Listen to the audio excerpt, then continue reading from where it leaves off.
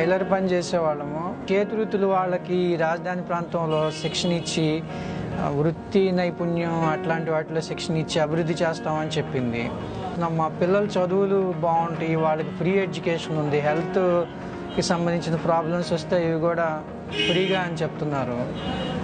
రాష్ట్రం విడిపోయిన తర్వాత వచ్చిన దాన్ని బట్టి సెంటర్ పాయింట్గా ఆయన సెలెక్ట్ చేసి నదీ పరివాహక ప్రాంతం అయితే ఎక్కడైనా నగరాలు అభివృద్ధి చెంది అంటే నదీ పరివాహక ప్రాంతమే కారణం కాబట్టి ఏరియా బాగుంటుందని చెప్పి సార్ సెలక్షన్ చేయటము, షార్ట్ టర్మ్లోనే ఇన్ని వేల ఎకరాల రైతులు స్వచ్ఛందంగా అప్పచెవటము చాలా బాగుందండి. అసలు ఇది భారతదేశంలో ఇంత పెద్ద మొత్తంలో భూసేకరణ ఇంత శాంతియుతంగా జరిగిందంటే మేమే నమ్మలేకపోతున్నాము.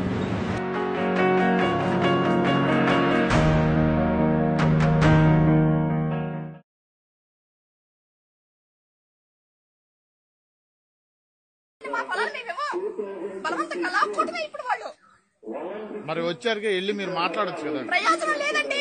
వాళ్ళు ఒక సిఆర్డీఐ చట్టం తీసుకొచ్చారు.